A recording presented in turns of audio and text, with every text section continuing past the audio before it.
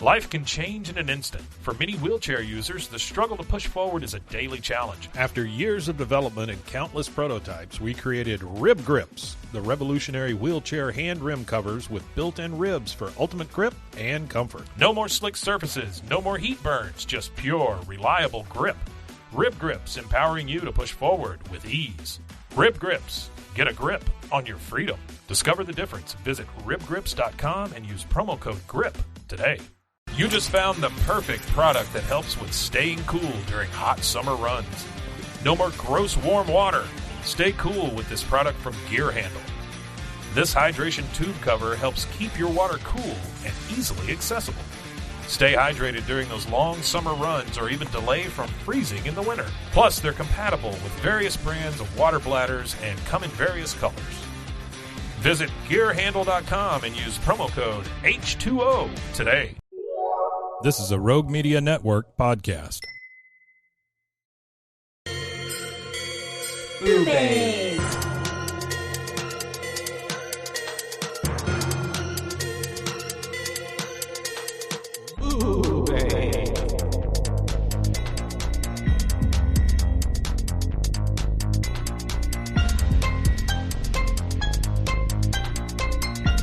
Hi.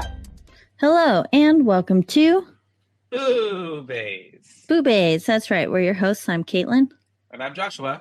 And today we're here to talk to you about The Thing. The Thing. John Carpenter's 1982 American science fiction horror film. Starring Kurt Russell, Yeah. Wilford Brimley, Keith David, and a whole lot of people. Whole lot of people, for sure. It's a pretty big cast ensemble, because the whole movie, I could not get down, like, any person's name. Like, I did a few. Were hard. Yeah, well, it was, like, by the time that they started dwindling down, then I was like, oh, okay, yeah. Like, I know your names now. Yeah, but at first I was like, I'm not even going to try with their names because there were so many of them. I was calling like, in my notes. Nope. It's like Dog Dude. That's I still don't Clark. Clark, yes, Clark. Yeah. I got their names by the end of it, and like the ones with weird names like Windows, I got his name, and Blair. Like, I didn't know Blair was the doctor for a whole minute. I thought Blair was Clark for a minute when they were like Blair's missing. I thought they meant that Clark was missing because we didn't see Clark for a while after that dogs, like after him and the dogs. Yeah. Yeah. So yeah, stuff like I that. was getting Blair and Copper confused. Blair and Blair Copper's the other dog. Right? Yeah. Yeah. Mm-hmm. So I was getting them confused, but yeah, it was a mess with all the names at first. The dude who ended up being a thing because his stomach and he ate copper. Spoiler alert. What was his name? I don't know. I never got his name. Right? Okay. So I'm not the only one lost on that. I'm like, I never saw him until he started looking bad. And then that was the first time I noticed him. Oh, so. Okay. You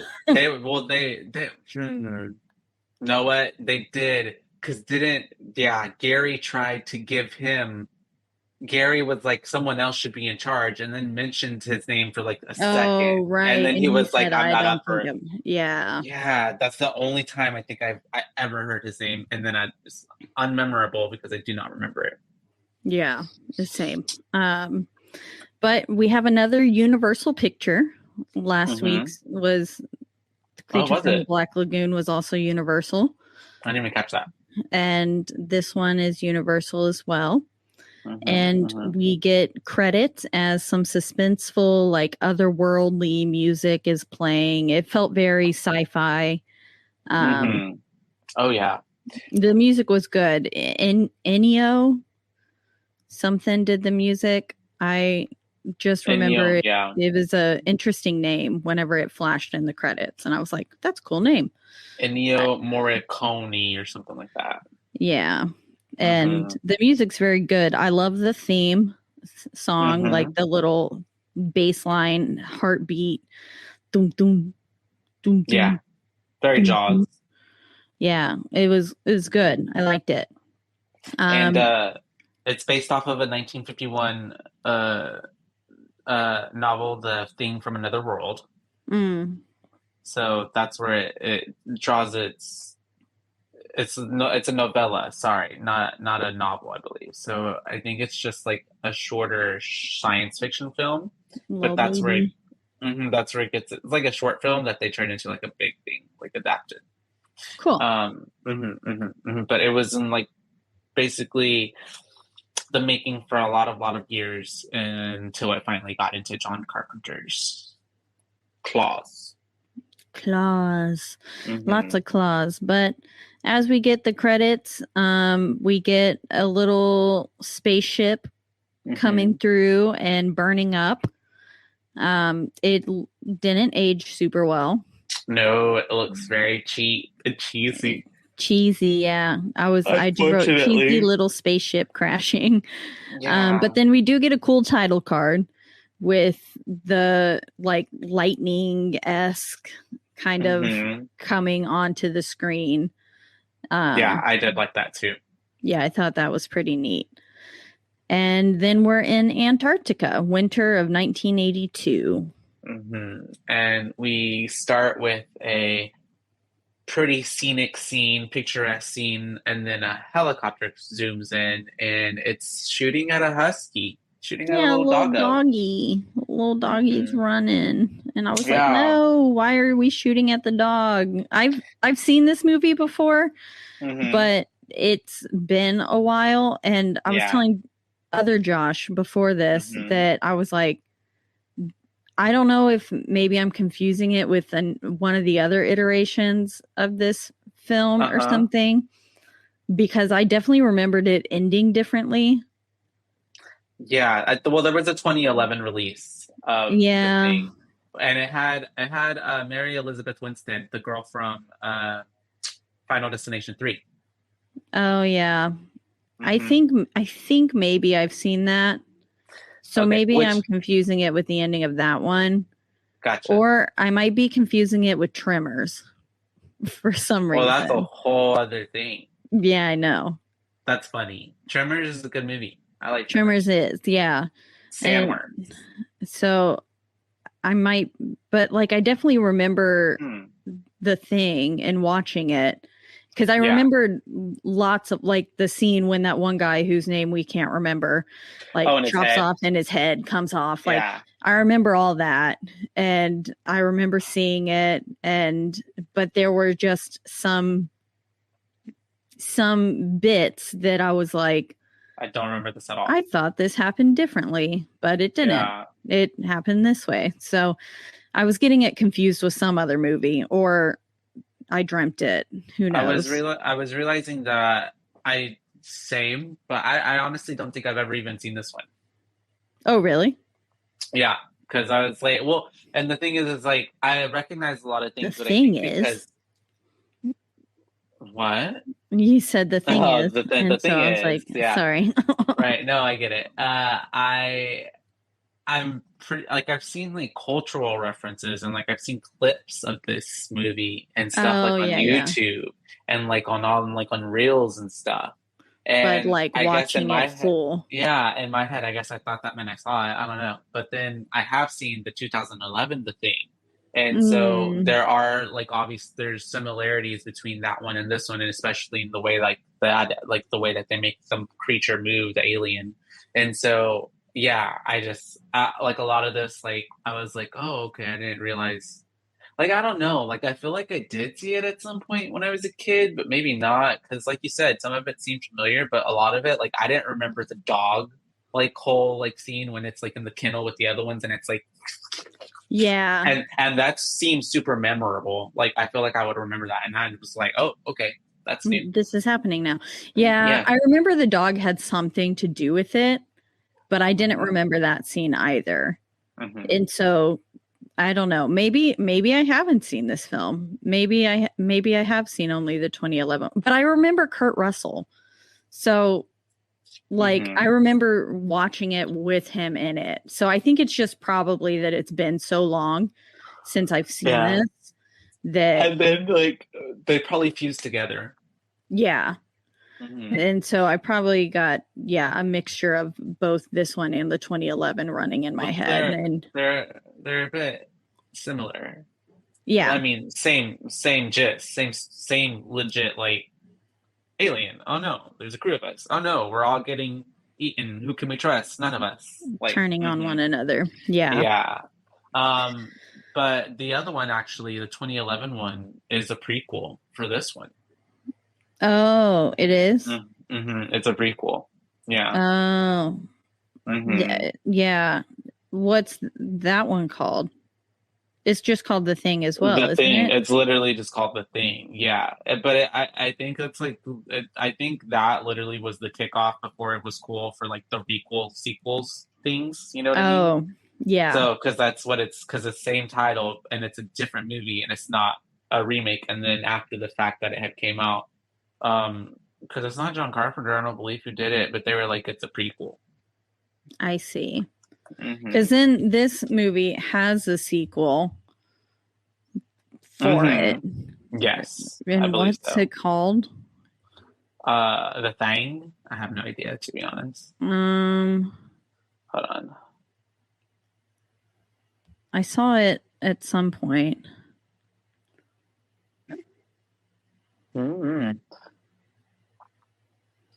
But yeah, the other one is a prequel. Prince of Darkness is the sequel. Interesting. No. That's what it says. 1987 horror fantasy. It says it's the sequel to it. But I don't know. I've not seen that. Yeah, I don't even know how that would be connected. But but we should probably jump into the movie, right? Yeah, they're shooting at the doggo, and it was like, that's pretty sad. Yeah, but then go ahead. Yeah, it was just like, no, don't kill the dog, but they had good reason to be shooting this dog.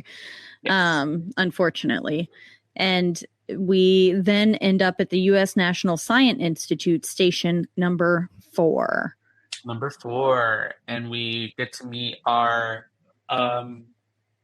lead character, played by Kurt Russell, McCready. Call him Mac. I called him Mac the whole time too. Playing computer chess, and then gets mad because the computer wins, calls it a cheat. He's a sore loser, pours his drink in the machine.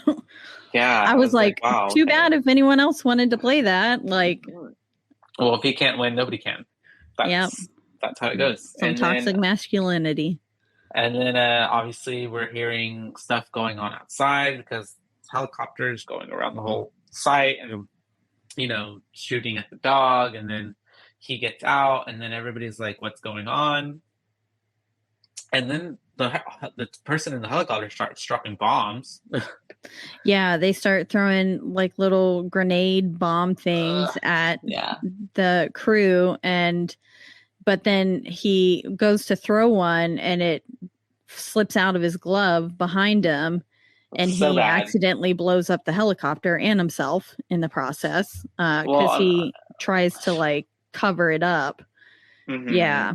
And ends up not successfully covering it.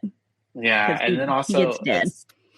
It's also not a good look because then everybody else is like what the hell's going on? You're dropping bombs and then the helicopter explodes. Yeah, and they're shooting at the crew too, the other guy, because there were 2 guys in the helicopter, and one is they're trying to shoot the dog still, but the dog comes up to not Clark, jumps on the dude with no name. No, Dennings. Oh, yeah, Bennings. Either Bennings or Bennington. Yeah, something like that. Yeah. And he jumps on him, and then that's why Bennings gets shot in the leg. Because he was aiming for the dog. And then from the actual camp itself, we have head honcho looking guy, Gary, shooting at the two men, and he shoots them. We see later, got him right in the eye. Yeah. Shot him right through. He was a good shot. Knocks him dead, and then he does a little body flinch on the ground, and he is out for the count. Yep. And then so we're back inside. They've got this, they've set out the fire and stuff, or put out the fire, and then they brought the body inside to like just see what the hell's going on, and get everyone out of the elements. And we're with Windows, and we realize that they haven't been able to get a hold of anyone for the past 2 weeks. Yeah. At all. Yeah. And Windows has been trying. And the whole time, the first few times we meet Windows, it's someone yelling at him being like, well, keep trying. And he's just like, I fucking am. Or like the other time, he's like kind of dozing off, or sleepish, or he's reading the magazine, something like that. And then he was sleeping. Yeah. He was sleeping. Yeah. With the magazine on his chest. Yeah. And then that's whenever they're checking the body out and all that stuff. And then they want to go after doing all that, because they're like, well, he seems perfectly fine. Like, I don't know what's the matter with him. They don't know why he was acting all crazy, quote unquote. Which also, there was a moment when he was yelling at them and yelling at the dog and stuff. And I don't know if you have a fun fact about that. But he was speaking Swedish when he was yelling at them, or Norwegian, right? Norwegian. Because they were Norwegian, not Swedes. Yeah. The whole plot of the movie is said right there in Norwegian. Is that what they speak? I'm sorry, Norwegian. Yeah, I don't know. And so it was basically saying like, don't get near that dog. That is not an actual dog. It's an alien, and it's going to kill all of you. Like, that's what he was saying. In Norwegian, yeah, but they were just like hearing a man yelling at them with the gun, shooting at them. That's not one of my fun facts, but that is a fun fact. I like it. Yeah. And so now that all that's happening, they want to go check out the station, that other station that the dude came from. Yep. And they because they also found that the helicopter was loaded with at least 15 cans of kerosene. And so they're like, what were they coming here to do? So they're like, we have to go see what happened here. Oh, yeah. Because Nals was like, oh, are we like at war with Norway now or something? Yeah. Yeah. Exactly. And so they're going to the Norwegian camp to see what's up.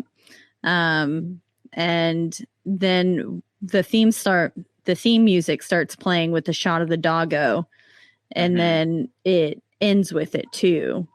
Like, it flashes back between the helicopter flying, and then it ends up back on the dog, and that's when the theme stops.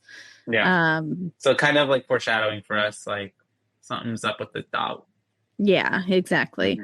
And then we get Superstitious playing. And so it's like, that's kind of another omen. Double. Yeah. Yeah.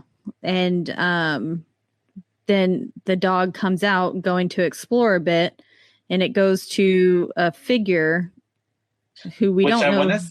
I want to say later on, it's that dude that we don't know his name. Oh, okay. I want to, like, because the shadow was kind of given like his like hair and hair, facial shape. Yeah. Yeah. Yeah, because I was like, I don't know who it is, but this person probably is now an alien. Yeah. And then he goes to that little figure, and then we transition back to the helicopter.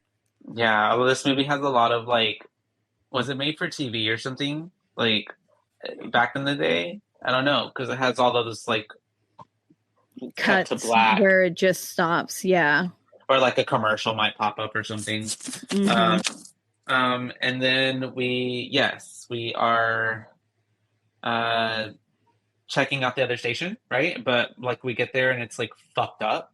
Yeah, it's like burnt to a crisp. And this is where I got Kurt Russell's character's name, Mac. It took me a while But tense music is playing as they discover, like, they're checking everything out, and then the music intensifies and they discover a trail of blood leading to a body. Yeah, a body that's like basically like, you ever see like The Day After Tomorrow, and like in that movie where the people like freeze instantly, and like to where even like his blood was like frozen almost instantly. Yeah, I like how the blood was frozen off of him. I thought that was cool. It was cool. But it looked like he maybe possibly slit his own throat. And or somebody did, but he had the blade in his hand, so something happened. But either or, I could see why he would have chose to kill himself, or obviously the thing killed him. Yeah. And so, yep.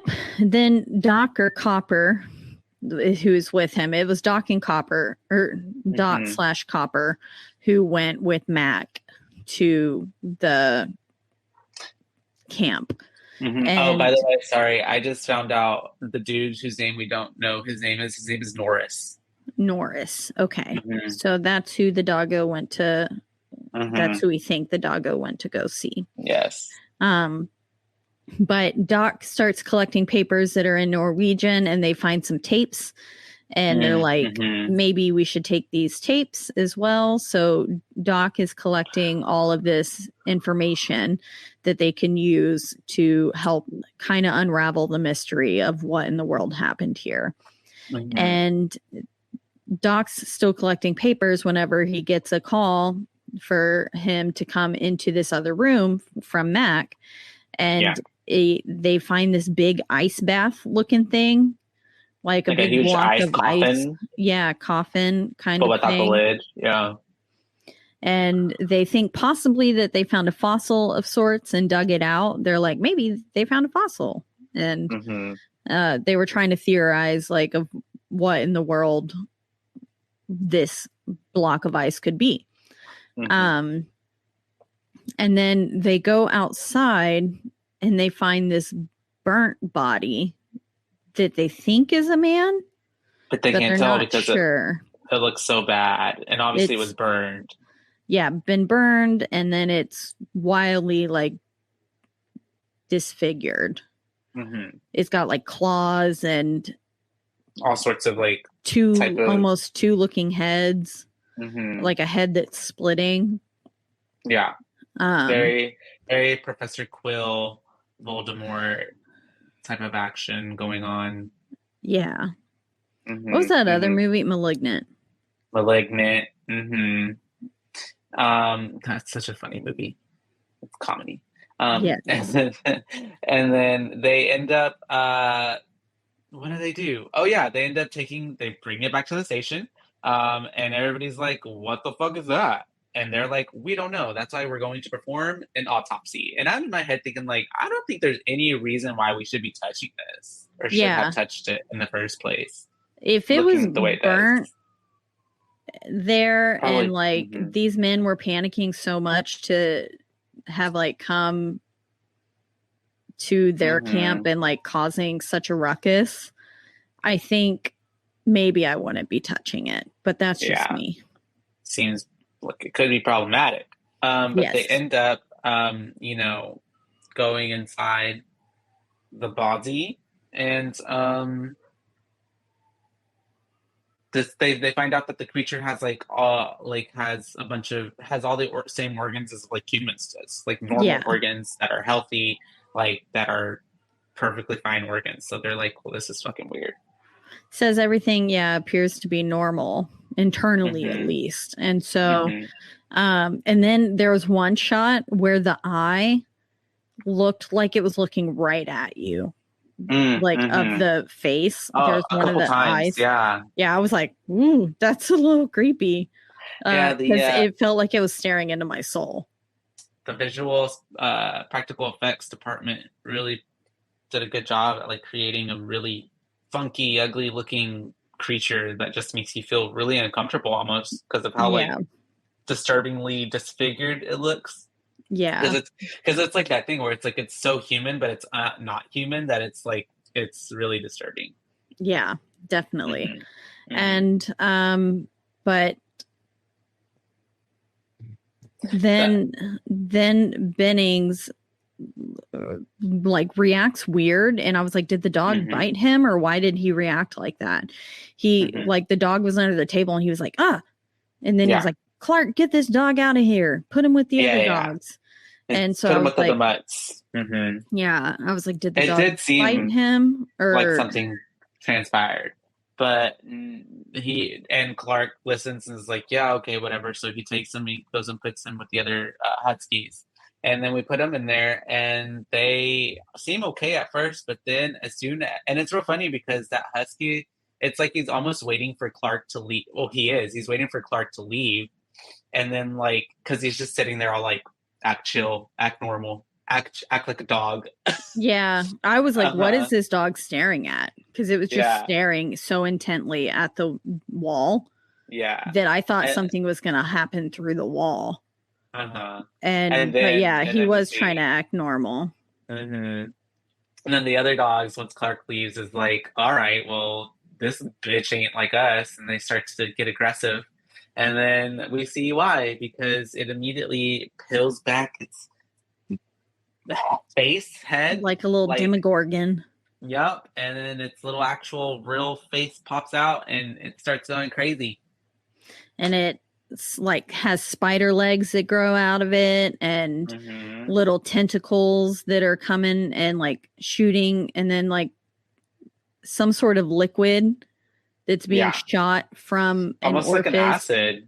Yeah, and the dogs are rightly freaking the fuck out. They're all like clamoring to get out of there. One dog's literally biting the fence and like pulling pieces of it away. Also, while the other dogs are freaking out in the corner. These dogs were trained extremely well for them to like the acting cues. I don't know. Either that or they were legit scaring the fuck out of these dogs. These poor dogs, yeah. I know. I was wondering what these dogs had to go through for this movie. They were legit like looking terrified. Like, I don't know how you do that, honestly. I don't know how well dogs can be trained to act, but these dogs literally were acting as if this was a real life situation. Yeah, especially when they jumped out and then were like, and then like sprawled out, and then like their little paws going everywhere because they can't get enough traction, and they're like trying to run. Almost when like a cat is so scared that it's like jumping out, and they're like so like do, you know, point, bouncing like a little screensaver, bouncing around the room. Yeah, but that shit happened. And then, you know, it's causing so much commotion that the guys, everybody is like, and Clark comes in and is like, well, what the fuck is going on? And he can't turn on the light because the creature inside the thing has kind of, I guess, destroyed everything with its acid spit. I don't know. Yeah, and it's like tentacles are going everywhere. And I think it, shattered the light bulb. And that makes sense, yeah. That's what I think happened anyways. I don't know. Because I was a little confused. I was like, why aren't they turning on the light? But then everybody comes in and they're like, what the fuck? Because and Mac's like, get the flamethrower. Yeah, and Clark's they love this flamethrower. Yeah, I do remember the flamethrower.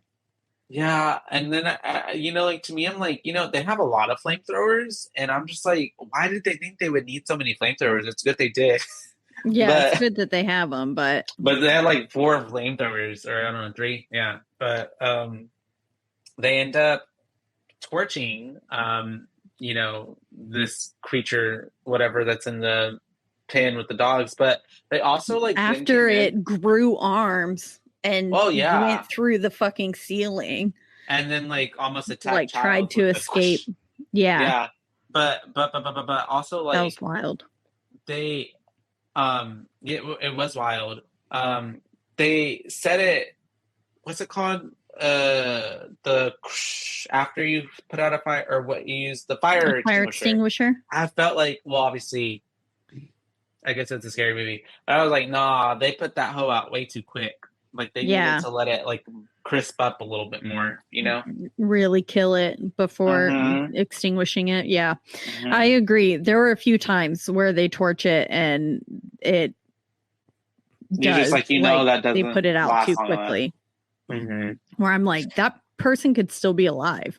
But they end up taking it into the like operating room of sorts. And I, again, wouldn't be touching that thing, but no, the doc is all up in it with like the most, and those type of little tiny rubber gloves that, you know, like break as soon as you like expand your fingers. Yeah. Not enough protection was he using. And he slices it open and they basically find another organism inside the dog that was trying to imitate the dog. It was pretty gross. It was in the process of creating new monsters, basically. Well, what the doc was saying as well was that like it was basically creating the replication of the dogs, but because they didn't allow it enough time that it couldn't fully finish the process. So what we got was like these half looking dog creature things that weren't as complete as the first dog. And I guess also too, because it does replicate, it's either, I guess what that means too is that if there's only one thing, it'll replicate that one thing. But if there's like 5, like what if there was like a dog and a cat and a man, like would it in the same room, would it like then become like a dog cat man thing all at once? Maybe. Yeah. You know what I mean? Or would it become 3 separate entities? I feel like, I don't know. Yeah, I'm not sure. But they're trying to figure out, basically Blair is like, okay, we need to figure out what that dog was doing and we need to figure out how long Clark was alone with it. Yeah. Because this could be bad. Because Blair asked him directly, like, how long were you alone with this? And he was like, I don't know, hour and a half tops. And you can tell in his face that he's already like suspicious. Yeah. And he was not really looking. He was not trusting him. That's right. And then we basically flash to them watching the Norwegian footage and they're blowing up the ice and like they find that they, kept going to this other site off of their site that they investigated the first time. They're like, what are they doing? Why are they blowing it up? They're like, yeah, exactly. And so Mac's like, well, fuck it. I'm going to go investigate. And they even warn him at this point, too, that it's like 35 knots or something outside. Like, you shouldn't be flying in this weather. But he's like, I don't care. I got to go. I got to go see. So they go and they get to this giant crater in the ground. It was they blew huge. Up. My crowds were huge. Yeah. It was gigantic. And they found a spacecraft. The one from the beginning of the film. Yep. And they start rappelling down into the hole where the craft is. And it's Fuchs who's with them now, right? I believe so. Yeah. Yeah. And Fuchs is saying this ice is at least 100,000 years old. Yeah. It's super old. So they're like, why the fuck were they blowing this shit up? And then they're like, oh, okay, because like the spaceship has been here for so long. And then they're like, well, whatever they did, they allowed for this alien creature to be released. And they find the ice, like the other hole where the ice block came from in the original place that they checked out. The Norwegian station. Yeah. And then we flash back to they get home basically, or back to base, and Childs is saying he doesn't believe any of this voodoo bullshit. He's like, no, absolutely not. This is not like aliens aren't a thing. This isn't what's happening. Like, and then he's asking Blair if he buys any of this shit. Mm-hmm. And Blair just kind of looks up and is like, oh, and it cuts to black. Yeah. He doesn't really give an answer, but then it cuts to him, it cuts to the doc, and he's running his test on the computer. And he's putting data in. It's basically trying to analyze the, he was analyzing the cell transformation that was going on between the thing and the dog. Yeah, assimilation and imitation sequences is what he was running. The computer tells him that probably at least 75% of his crew will be or has been infected by the thing or can be. Or at least the probability that one of them is infected is 75%. There we go. And so that's a pretty high probability. It's more than 50%. So he's like, damn. And then it also tells him that if the alien thing, if it is able to get, what did it call it again? If the intruder reaches civilized areas, entire world population infected within 2,700 hours. Yeah. So I don't know if that meant like 27 hours, like, and that was like weird army time, or if it was like they meant 27,000. So like 27,000 hours. And then the whole population would be okay. So it would be a steady takeover, a slow but steady. It makes its way through populations slowly. Yeah, I'm like, how many days is 27 hours?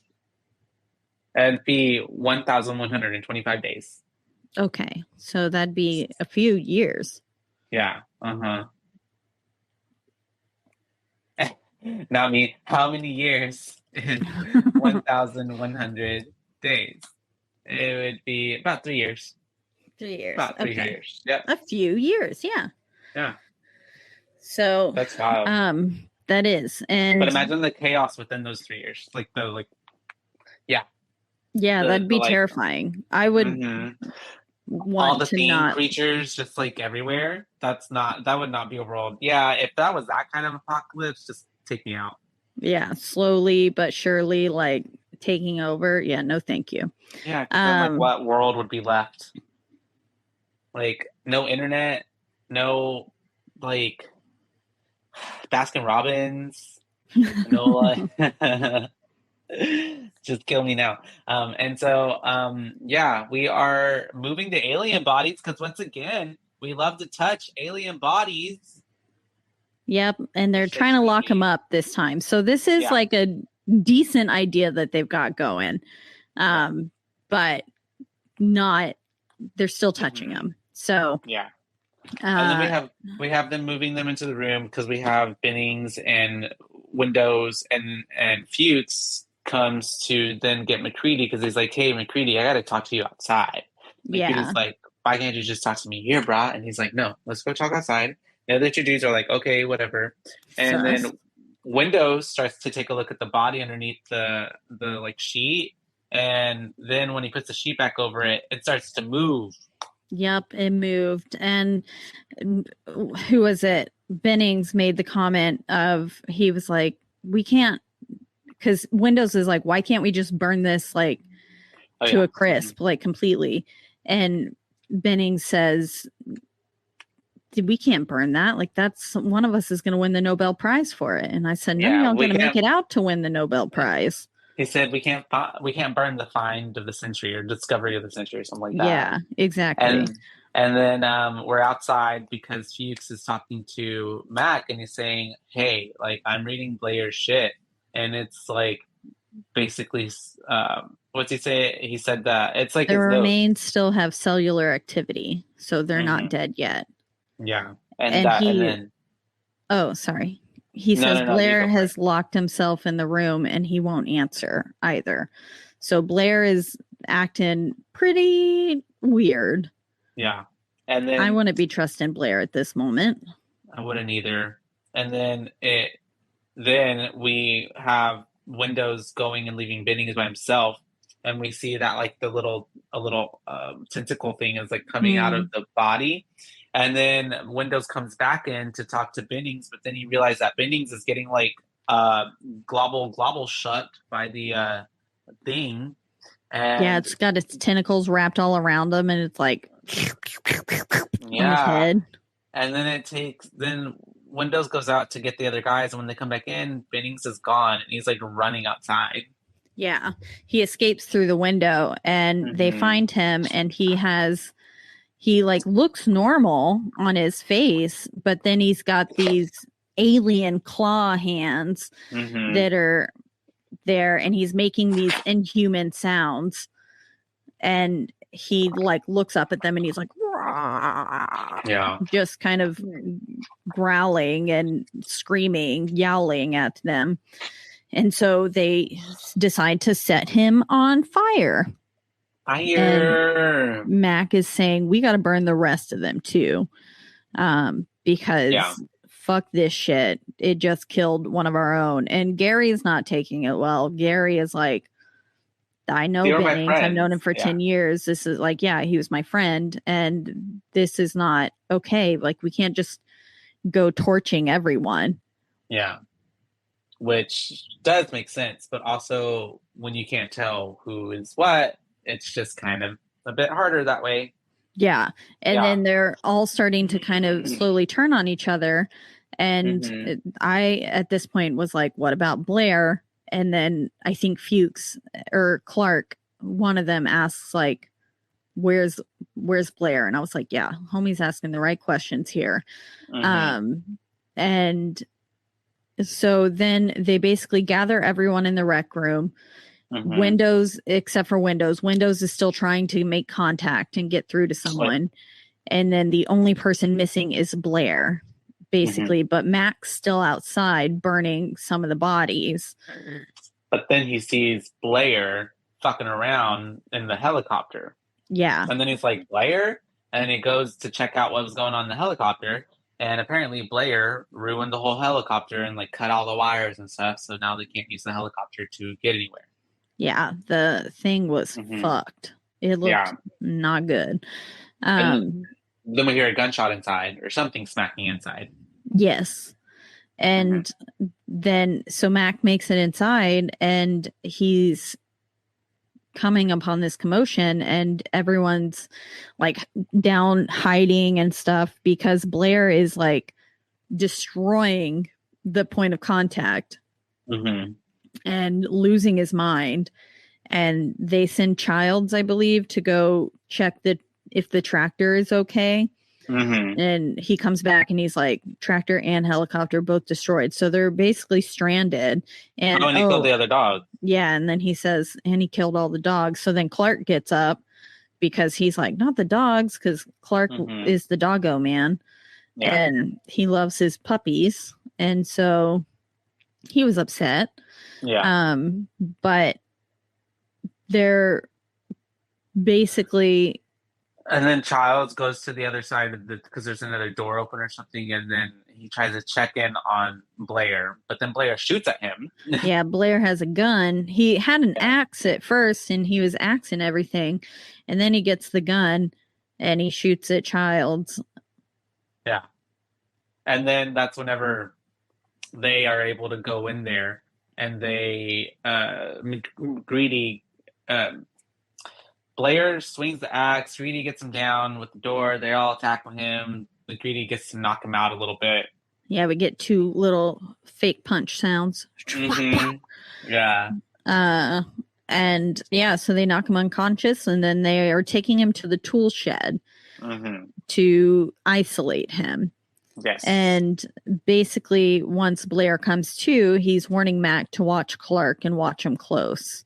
And they lock him up, and then Doc/Copper is basically saying, I think I can work on a blood contamination test, and like we can test it against the normal blood that we have, which I'm also like, why did they have blood there? Same. That was kind of weird.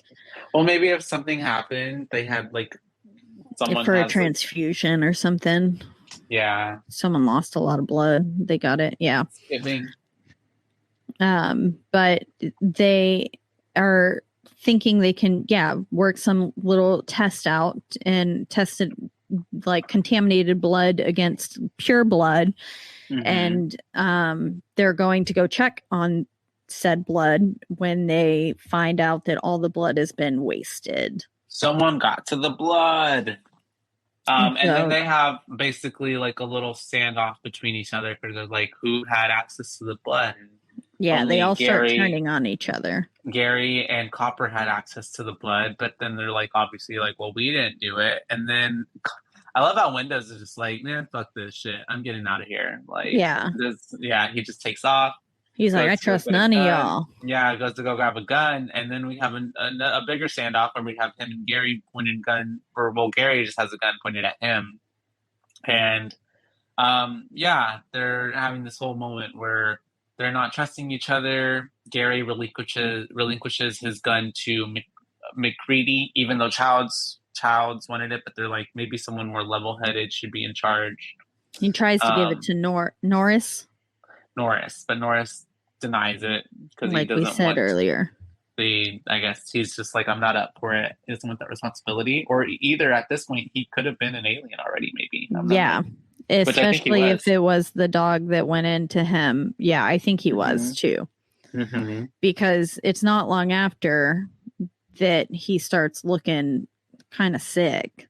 Yeah. Like whenever they all start splitting up and stuff in a little bit. He's like, ooh, like he's got tummy like ache. Making noises. Yeah, and I was like, don't trust that. But then that's whenever we have them.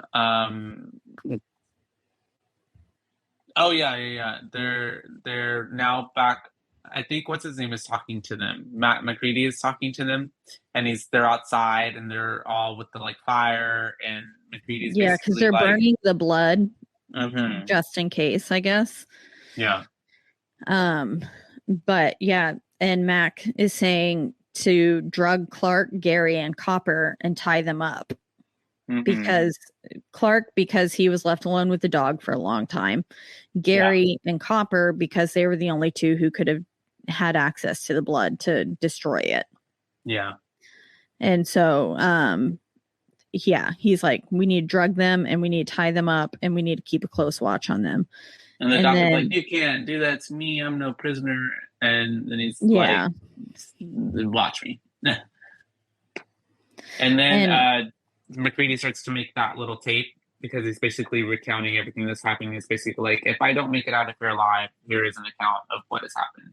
Exactly, yeah. And he makes the discovery that he thinks it rips through your clothes when it takes you over because Windows or someone found ripped clothing in the waste bin but the name tag had been ripped off, so they couldn't tell whose long johns they were. Yeah. Which is really tricky on the aliens part. Very smart. Yeah, definitely. And he's saying nobody trusts anybody now. We're all very tired. Nothing I can do now except wait. And after he ends up making the tape, he goes to go talk to Fuchs. Fuchs, yes, and tries to get more information about what's going on in the whole alien situation. Yeah, and Fuchs is suggesting they prepare all their own meals and only eat out of cans because one small particle is enough to infect, apparently. And so he was like, "Yeah, we gotta watch out, vigilant. Every man for himself, kind of now." And then he's doing more like studying and stuff, but then the lights go out on him. And then Fuchs goes out because he's like, what the heck is happening? And when he goes out there, I think it just cuts. He just goes out and then it cuts again, like one of those fade to black, right? Because then we're with the rest of the gang. They're like, where the fuck is Fuchs? Yeah, someone passes by in front of him rather quickly. Oh, that's right. Yes. And then he finds Mac's clothes torn to shreds. And then that's when we cut back to the gang. It is one of those cut to blacks where they're all splitting off to find Fuchs now. And so some of them go to check on Blair to see if maybe Fuchs went over to Blair or something. And Mac's talking to him, and then he's like, and then Blair's like, I really want to get out of here. But he has like a noose. Yeah, he had a noose there. I was like, what is going on? And then he's not being very convincing when he's like, I promise I won't hurt anybody. I'm not going to hurt anybody. Yeah, and he's like, I'm better now. I was like, that's exactly what a killer would say. An alien person would say. So absolutely not. But they find... Oh, and then they end up finding Fuchs burned to death. Oh, yeah. Which was also like, so what's your debate? Do you think that he burned himself, or do you think the alien burned him? I think he burned himself to prevent. I think because he was so afraid of becoming one of those things, probably. Yeah. I could see that. But also, like, damn, what a painful way to die. Also, I wonder who he even saw then, or what made him want to do that, to burn himself. That's interesting. There should be a whole side episode about that. And then about who Fuchs saw and who was stalking around. Yeah, exactly. And then I feel like it was Blair the whole time. I feel like Blair got out. And yeah, that's true, because Blair had enough time to be getting parts and all that shit and whatever spaceship parts down there. So yeah. So I feel like Blair had an underground system going where he was able to get out and escape from there. And that's I feel like Blair's infected, and that is what is happening. Yeah. And so then both Windows and Mac are like, okay, well, they end up then they're like, we need to get back to the station, but Nars is going to go with Mac to go check out his place, because he's like, whenever I left my place yesterday, I left the light off, and they pan to his place and it's cut the light on.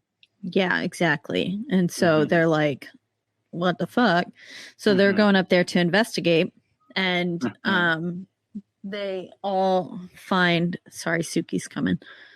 They all find Null finds Mac's clothes that Fuchs found and brings it back into the crew, and everyone is like, oh shit, when they're like, Mac's one of them.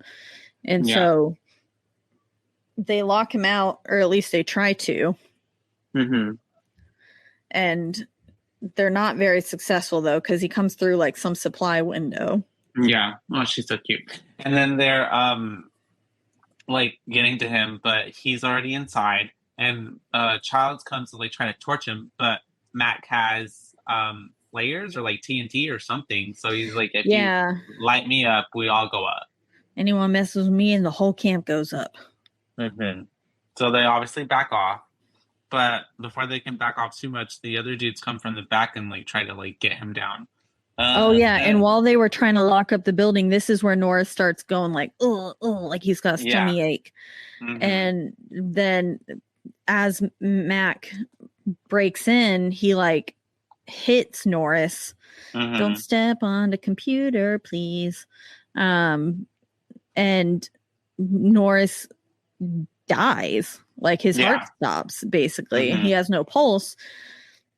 So that's when Copper pulls out the defibrillator and is using it on him.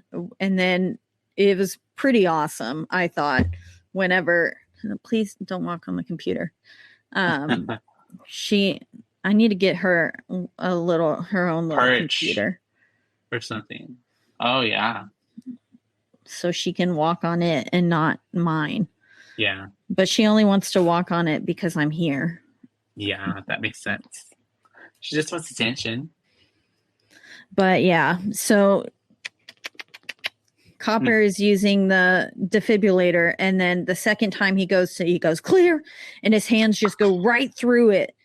And then this tummy grows teeth, and it eats Doc's arms off.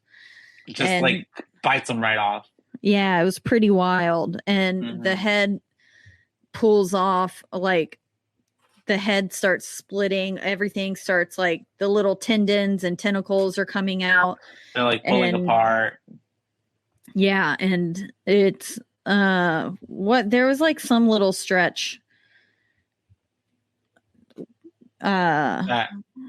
like stretch toy that I feel like had tendons like that. Oh, okay. I don't, maybe like a toy for children or like for animals. You know what I'm thinking of? I'm thinking of Anastasia, and when Rasputin goes. I've never seen that movie. Oh my god, it's one of my favorites. And when Rasputin, like, his head falls off and goes into his stomach and stuff, it's got the same little tendons. And I think there was cartoon? Yeah.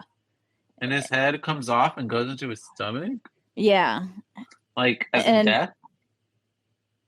But he's fine. Like it's because he's undead. Oh. Okay. Got it.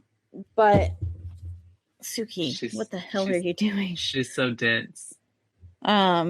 She really is. And then I think Burger King came out with these toys because I had a little Bartok, which is the bat that would like suction cup to the window. And then I also had a Puka, who's the little dog in Anastasia, and you would squeeze its belly and its ears would flap. And then I think I got like almost all the toys from Burger King because Anastasia was like my favorite movie growing up. Yeah. And I think there was a Rasputin that you could pull his extremities and his it would have like those tendons, like how the Norris's head looked when it was splitting. Okay. So I think that's the children's toy I'm thinking of. But yeah, the head ends up like splitting off and pulls itself away with little tentacles, and it like is like slumping off and going a different direction. And then it grows spider legs. Yeah, like a crab almost. Yeah, and then Palmer sees it and is like, what the fuck? Yeah. Very like, you gotta be kidding me. I wish I could bring my kitty inside. She would die. Oh yeah, from all the puppies. And then so they're like torching that hoe, and then at this point Mac is like, all right, I'm over it. We're all taking tests. We're all getting tested right now. Yeah. And then he accidentally shoots Clark in the head too. Oh yeah, well, because Clark tried to. Well, because I mean, it was all super tense, and it happened so fast. Because I was like, oh shit, why the fuck did you just shoot Clark like that? Because Clark was like just gonna punch him or something like that. I don't even like. It was. Hit that scalpel? Was that the scalpel? Yeah, he pulled out his pocket knife. That's what it was. Okay, yeah, okay, and then he lunges after Mac, and then Mac acts really fast and just shoots him in the head. So he's dead. And then that's whenever. What happens next? They start testing the blood. The blood with with the wire. Yeah. And he's like, we're going to draw a little bit of everyone's blood and we're going to see which one of you is the thing. And I was like, roll credits. But that's it. And then he says that if you're a man, you'll just bleed. But if you're a thing, the blood will try and survive when attacked. So basically he theorized that because of how Norris looked whenever he was getting like attacked, I guess they were trying to save his life, but and how like the head pulled apart, that every kind of like, it's not even one individual organism, it's like a bunch of little like organisms that it's like every piece is trying to keep itself alive essentially. Yeah, exactly. And so it's all fighting for life. And so he basically says that once we put this hot like wire to it, the blood will either do nothing or it will attack. React. Yeah. So they're all slicing their thumbs open, and the way Windows does it, like I know the like it had like a nice big like boom that came forth from it, and I was like, the well from which like the thumb is the way he cut it around his thumb on the blood. I'm like, oh my god, that's the worst place too to cut is your finger because those just keep pulsating and they don't stop. Yeah. Like, I know. I was like, y'all couldn't have. Y'all had syringes. Like, y'all couldn't have just drawn some blood or something. Yeah. But this was, I guess, faster. So they're filling all the little petri dishes with blood, and then he starts heating up a cord and a coil of sorts, and with the flamethrower, and they're testing each of the blood, and Windows was who went first, and he was looking awfully sus. Yeah. There for a second. I was like, I guess they were building that up because the whole time everybody's been like really suspicious of him. Yeah. And then, but I was like, oh, JK, he's fine. His blood doesn't react. And then they go through a few different people's blood and none of it's reacting. So I was like, oh, is this just a bum test? Like, this isn't really working.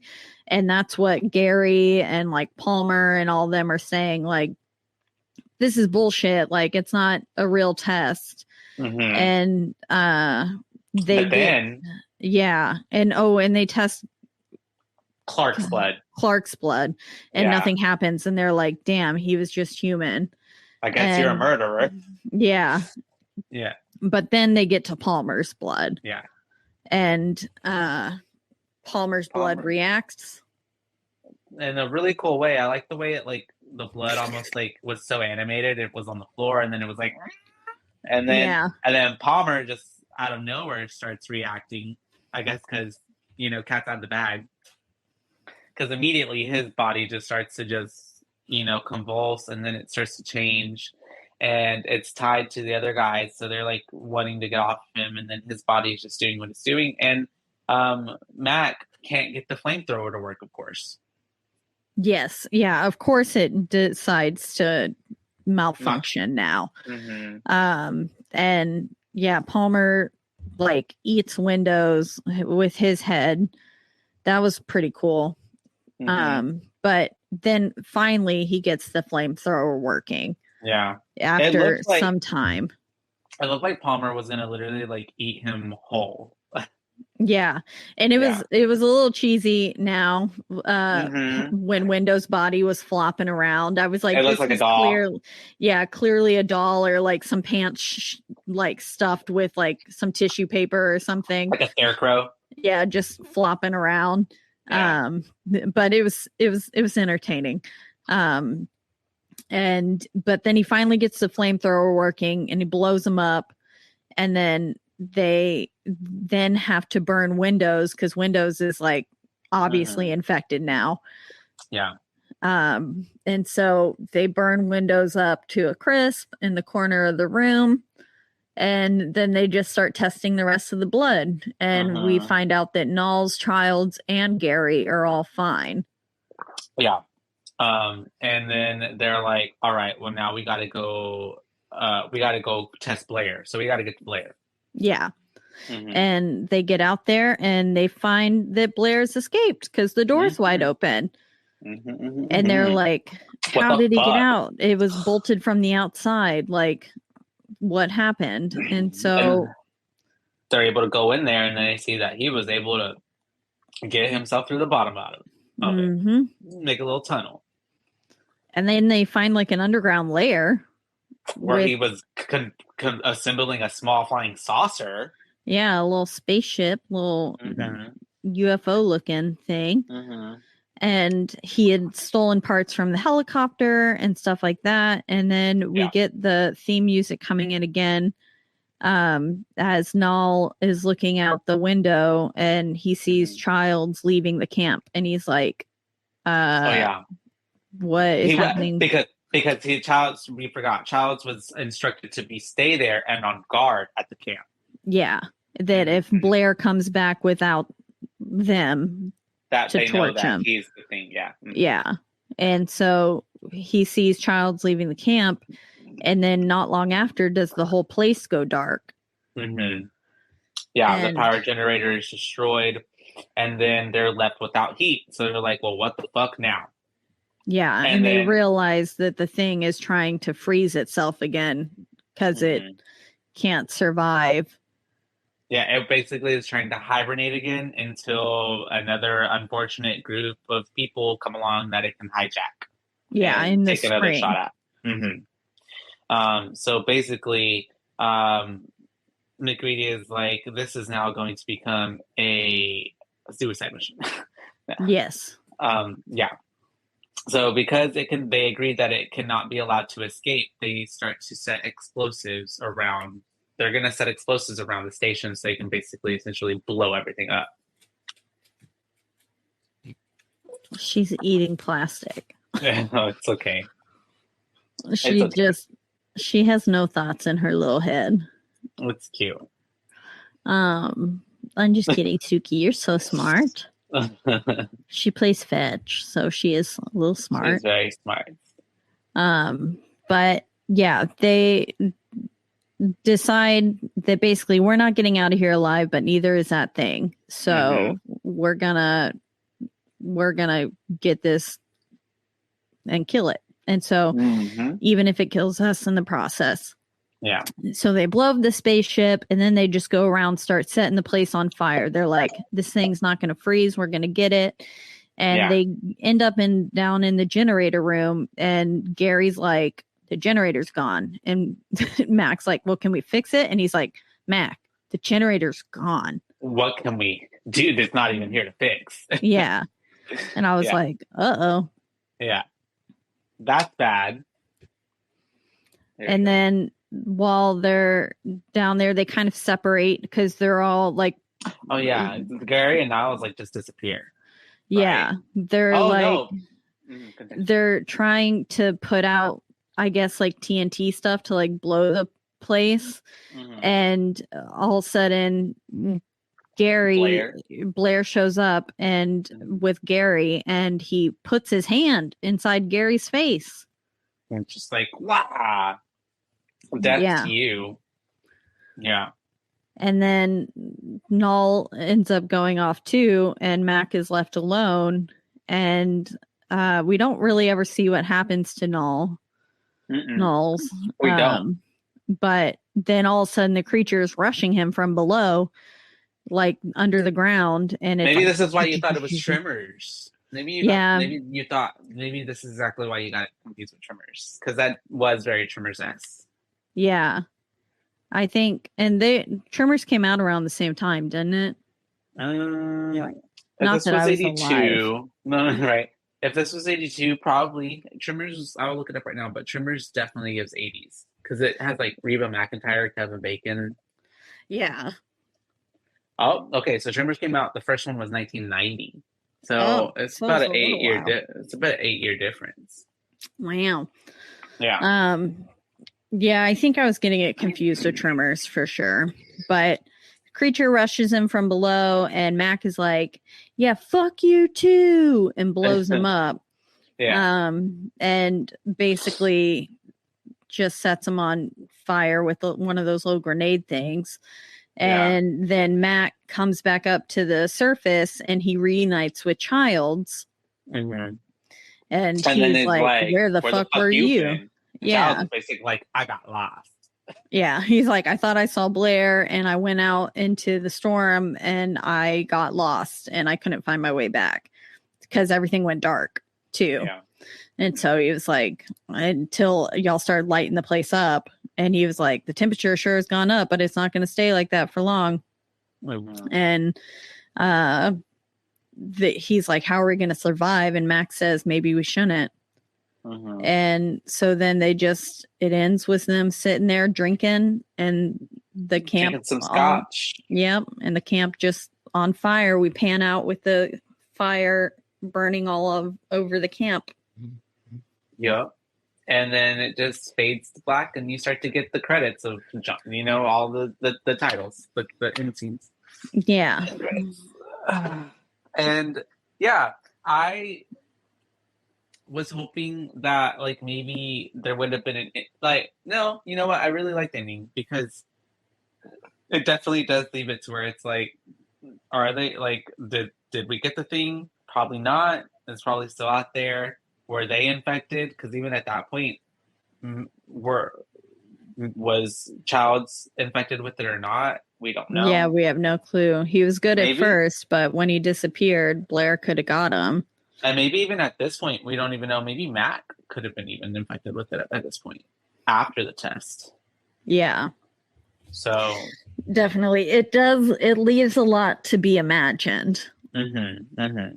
And doesn't give you a very concrete ending. But that's how we sometimes leaves you to have a lot more kind of fun with being able to create your own storyline, and it allows for them to maybe one day, well, I guess, I don't know, we have to see Prince of Darkness, but if not, like maybe a direct sequel to this could become a thing, But that is, you guys, 1982's The Thing, directed by John Carpenter. Yeah. Doesn't Prince of Darkness have to do with Evil Dead? That's the Army of Darkness. Army of Darkness. That's what it is. I kept getting it. I was like, the whole time, I was like, Evil Dead has something to do with this. But no, Army of Darkness. Army. But shout out to the practical effects team, because even like the ending Blair conglomerate monster thing, when he's like, fuck you, like it was so cool looking, because it's just like, yeah, and it had all like bloody and monster looking. Yeah, it aged really well. Like the still terrifying effects, to this day. Yeah, held up. And so super kudos to them, because they did a great job. The only part that was cheesy looking was the spaceship at the beginning. The spaceship in the beginning, and maybe Windows pants. Oh, yeah. Body thing. Looking like a little scarecrow. But even whenever Gary was getting pulled off by the player monster thing, that was pretty cool looking, by his face. And it was kind of stretchy skin looking. Yeah. Yeah. That was because cool. It was I guess fusing by that point. But yeah, throughout the whole movie, it's kind of it's almost like a whodunit, but not whodunit. It's like a who is it kind of thing. So yeah, what's that one game that you play? Well, it's kind of like, like that. Clue? No, guess who? Clue? I don't know. The one where you close your eyes and you look up, and it's one person is the killer. And is it Heads Up 7-Up or something like that? Kind of, but you play it in a circle. And if you lock eyes or something with you can have to kiss. Yeah. I'm just kidding. I don't never play this game. But that's cool. I just know that my students play it sometimes. Okay. But yeah, it worked kind of like that show that I watched at y'all's house that one time, that Traders or whatever. The Traders, yes. Who's the mole, essentially. Yeah. One person or one or two people are infected, and the rest is trying to figure out who that is. Yeah, exactly. Oh, that sounds cute. I want to play. Yeah, it's like that. It'll be just us two, so just pretty easy to figure out who's infected or not. Yeah. It'll be a fun time. No, it was overall even for it being an old film, and I mean, it was pretty long. It was almost 2 hours, basically 10 minutes shy of 2 hours. It held up, and from the beginning, it starts off with the helicopter and the shooting of the dog, and then maybe after that we get a 15 to 20 minute kind of lull where it's not nothing actiony is really happening. It's kind of setting up stuff, but then once we start to get the first thing where the dog goes into the kennel and it's rawr, it just stays it stays giving us action and horror, and the gang's all freaking out. And I think also putting us into a situation where we're with a bunch of dudes essentially in this area that's secluded and away from the rest of the world adds to the suspense and horror of like it's isolated and nobody can help them, and they're all literally just left to like figure it out amongst themselves. Yeah. But you want to give it? I was gonna say I'll go ahead and give it my B rating. I would give it like a 4.8. Yeah. Yeah, it's pretty good. I thought it was really good. And it has me super excited to go. Like, I want to watch the 2011 one now and see where that goes. Yeah. And so that one you said is a requel? No. Yeah. So it's like it's a prequel. I'll have to do a prequel because I'm pretty sure that it has been established officially like as a prequel, not just like a fandom thing, but it's like a prequel. Because I think it ends with the dog running off. Then exactly. Then I think that's yes. On the 2011 one? Yeah. Then yeah. So this is, I think, what's happening literally at the Norwegian station, and then we go to the U.S. station or whatever in that one. Yeah, it is a direct prequel to the 1982 film of John Carpenter. The 1982 film of the same name by John Carpenter, which was an adaptation of the 1938 novella Who Goes There by John W. Campbell. Hey, there's a lot of made because of this. Yeah, definitely. Yeah. But it's got a whole little world attached to it. That's really cool. But do you have any fun facts for us today? I do. John Carpenter has stated that of all his films, this is his personal favorite. That's cute. Not even Halloween. I know. I was like, I feel like I mainly know John Carpenter from Halloween, not The Thing. But, I mean, that's okay that this can be his favorite. He's made so many films, though, too. Like, yeah, he has. Mm-hmm. He's got quite the repertoire. It has become a tradition in British Antarctic research stations to watch The Thing as part of their midwinter feast and celebration held every 21st of June. Oh, that's cool. So that's like good, nice scares them into not letting anyone outside of their camp come in. Yeah. This one kind of cracks me up. Unused music composed for this film was later used by Ennio Morricone in Quentin Tarantino's The Hateful Eight from 2015. Ironically, Ennio's Thing score was nominated for a Razzie for Worst Score, while his score for Hateful Eight won him an Oscar. That's funny.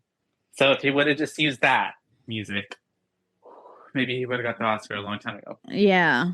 But I didn't think the score was bad. I thought the theme was really good. Well, this movie also, unfortunately, whenever The Thing opened up, it wasn't like a huge success. It got a lot of bad reviews and stuff, and people weren't really vibing with it. Well, now it's got like a 92 or something on Rotten Tomatoes and an 8 or something on IMDb. When did Alien come out? The original? I don't know. 84? 1979. 79. And this was 82. So I think people were still kind of like, we already have the horror space thing. Like, you know what I mean? Yeah. Mm-hmm, mm-hmm.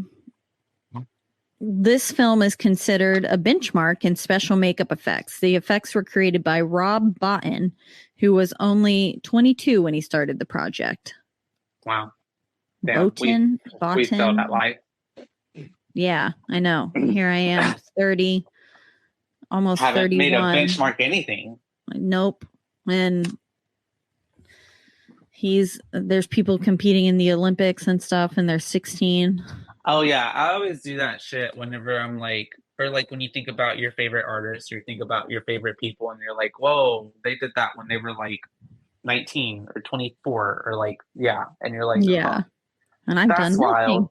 nothing. I'm like, I was having severe anxiety at that age. God, how did they do that? Yeah. I Yeah. couldn't do anything, couldn't function, couldn't get off my living room floor. I was about to say, like, literally, like, couldn't get out of bed for a month and a half.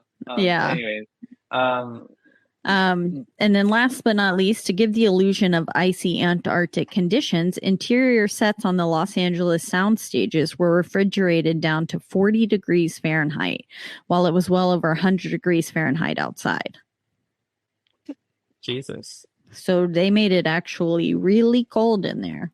Yeah, I'm sure the actors had a lot of fun with that. Yeah, I know. Must have been awful. Mm-hmm. At least you're not sweating your balls off though, in like all that gear that they had to wear. That's true. For shooting, like, because they were in like straight up parkas and stuff, and like, I would have hate to have been in that. That's true. Rob Bottin is known for RoboCop, Total Recall, and Seven. He did the effects, I guess, for all of them. He's also done makeup department on Game of Thrones, Mr. Deeds. I'm wondering if he did the like Blackfoot that from the Frostbite that Mr. Deeds has. I've never seen Mr. Deeds. Oh, I watched it recently. Adam Sandler movie, right? Mm-hmm. Yes. That's Daddy. What's the one where he becomes a daddy? Big Daddy. Oh, Big Daddy. Yeah. Okay. What's the plot to Mr. Deeds? Mr. Deeds is he basically finds out that he's the last like relative, like he like gets kind an inheritance or something. Right? Yeah, he gets an inheritance from this guy who owned a major company, and he died scaling Everest. And he left like all of his fortune and shares in the company to Deeds, and then basically Deeds is like coming in trying to get what's rightfully his, while the people at the company are trying to like pull one over on him and stuff like that. But he's such like a genuinely good guy that everyone ends up like, liking him. And yeah, he's very likable. But yeah, he's been on a lot of great movies. So that's really neat. But yeah, those are my fun facts. I think, yeah, it was a really good movie. Like, I just really enjoyed it. Super easy to get through. I loved the scene when Norris's stomach opens up and eats Copper's hands. That was pretty gnarly. And I think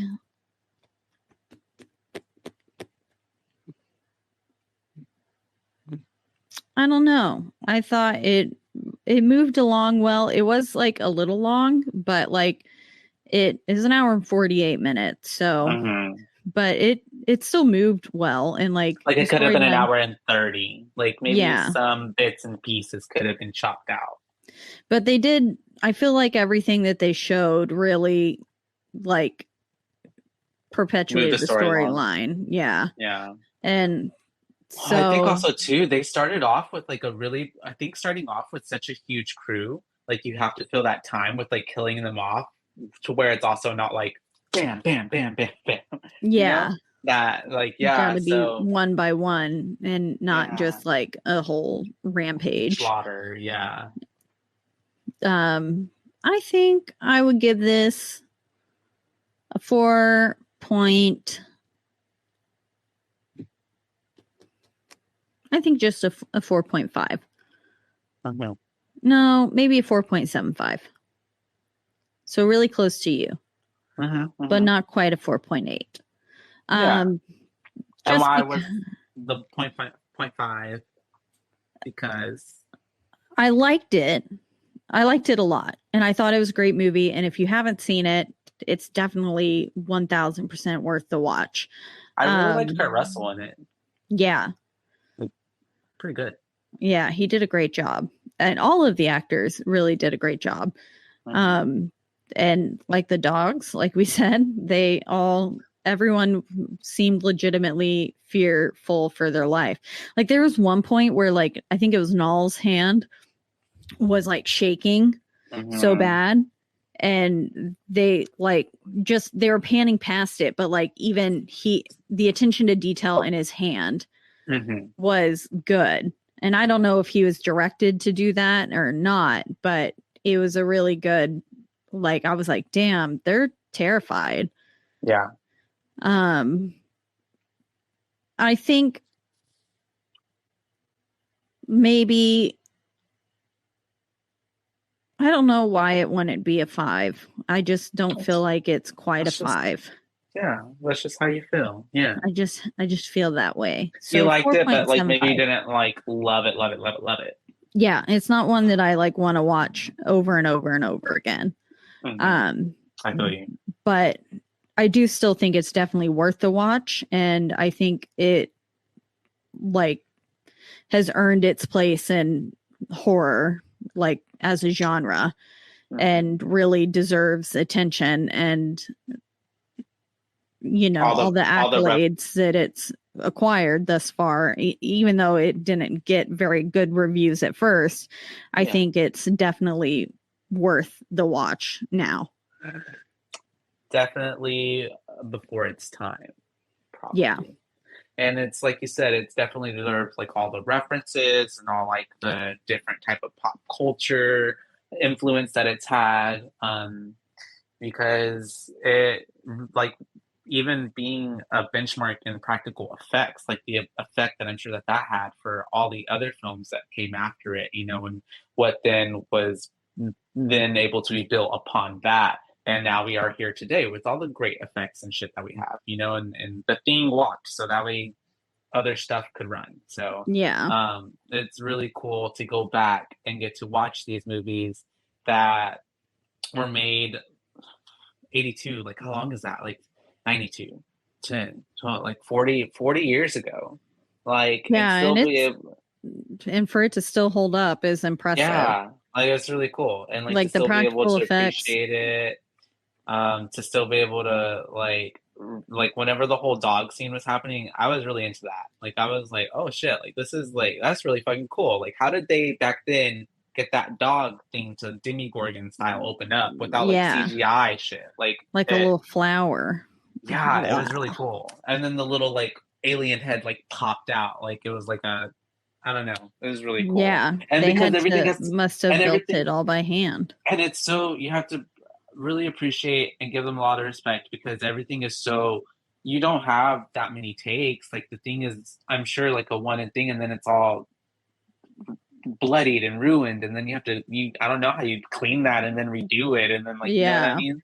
So yeah, you probably only get that one shot. Yeah, so it's really cool. I think it's a testament to how artful and stuff this film actually is. Yeah, and like the passion in filmmaking and like really wanting to do something because you love to do it. Yeah. Yeah, Rob Bottin. Rob did a fantastic job. Yeah. And only 22. Wow. It's fucking beast. That's cool. That's pretty wild. But yeah. As always, you guys, we are recording, thankfully, in part due to Rogue Media Network. They always take good care of us. And we aren't recording in studio today, but we are recording from our respectable house units. Was there anything that we needed to add in there? I don't think so. No, yeah. So you can always check us out, another podcast out on their what's it called? What do we call that? A website? Yeah, a website. At roguenetwork.com. And what else can? If you want to listen to us or any of those other podcasts, you can do so all in well, wherever you get your podcasts, but the two biggest would be Spotify and also Apple. And wherever you do listen, don't forget to rate, review, like, and subscribe. And then if you want to reach out to us, let us know your thoughts on the thing, why we should have given it a 5, maybe. Or if you think it deserved less, if you're one of the people who didn't quite like it at the beginning and stuff, then let us know, and you can reach out to us on our Instagram, and that is at Boobays Podcast, and that's at BOOBAES, because we're your boobays, not your boobabes. That's right. And next time we'll be watching The Mist, right? The Mist. Yes, The Mist. The original. Wait, there's only one, and then there's a TV series. Yeah, we're watching the movie one. Yeah, not the television series. Mm-hmm. And then we will be watching Splice, yes. I was like, I had it in my head. Splice, which you haven't seen, right? I think you said. Or he may have. Let me It's got Adrian Brody, and it's like an experiment gone wrong type of situation. Yeah, I don't think I've seen Splice. Okay, cute. I've definitely seen clips from it and like stills from it, but I've never actually watched it. Okay. So that'll be interesting for me to watch.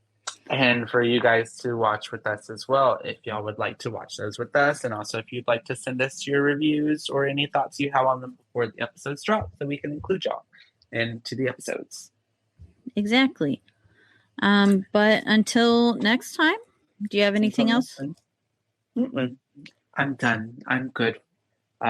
Just make sure you guys test all your friends' blood and make sure that they are not infected with alien creatures. Yeah, because they could just be masking around, parading in your friend's little skin suit. Mm-hmm. And that wouldn't be cute. Trust no one. Everyone, even your cat or your dog. No, not the cats. No, you can trust the cats. Okay. Just not the dog. Suki's a monster. Oh, she's plastic. So you know she's a real cat. Yeah, she is a real kitty. Yeah. She's a silly kitty. Until Goopy never comes to bother us. It's just Suki. It's just her. Yeah, it's just her. I don't know but why. Okay. Maybe she's camera shy. Yeah, Goopy must be. She's like, I'm sleepy. But okay, until next time, you guys. Bye, bays.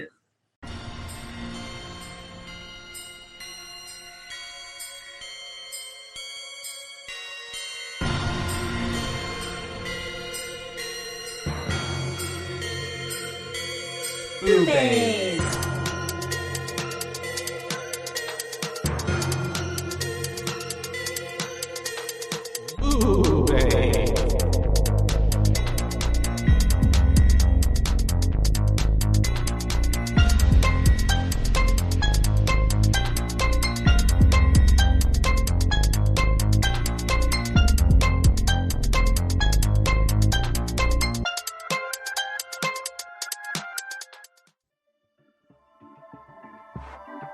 This has been a Rogue Media Network production.